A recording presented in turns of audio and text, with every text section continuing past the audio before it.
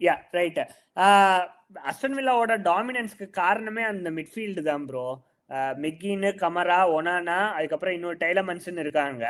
இப்ப பார்த்த இந்த ஃபார்மேஷன் சேஞ்ச் பண்ணி புதுசா வந்து 4-2-3-1 ஆடுறானுங்க. அந்த மிக்கின்லாம் வந்து அந்த விங்கரா விளையாடிக்கிட்டு இருக்கான்.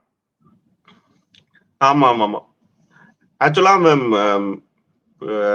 விங்கர்ஸ் வந்து யாரு சான்சோ மேலெல்லாம் இருக்காங்க. ஆனா அவனுக்கு வந்து சப்ல தான் வராங்க மோஸ்டா. ஆமா, அவனுக்கு வந்து மிக்கின் தான் ஒரு இம்பார்ட்டன்டான பிளேயரு. அதனால அவனை வந்து அந்த பொசிஷன்ல போட்டு ஆடுறான். ஆனா ஆக்சுவலா அவன் மிட்டுக்கும் ஹெல்ப் பண்ணுவான். எப்படின்னா ஆஃப் த பால் வந்து விங்கிங் மாதிரி போறான், விங்கர் மாதிரி போறான். அந்த பால் ஆஃப் த பால்னா வந்து மிட்ஃபீல்ட்ல வந்து ஹெல்ப் பண்ணுவான். அது அவனுக்கு கரெக்டா பெர்ஃபெக்ட்டா சூட் ஆகுது. Yeah correct. அட்டாக்ல வந்து கரெக்டா அந்த விங்கர் மாதிரி ஆக்ட் பண்றான். அண்ட் பால் லூஸ் பண்ணிட்டான் அப்படின்னா அந்த மிட்ஃபீல்ட்ல வந்து அந்த ஒனானாவுக்கும் டைலமன்ஸ்க்கும் நல்லா இது பார்ட்னர்ஷிப், கமராவுக்கும் நல்ல பார்ட்னர்ஷிப் கொடுக்குறான் அவன். ராஜர்ஸ் ப்ரோ, ராஜர்ஸ்ல இருந்து சரியான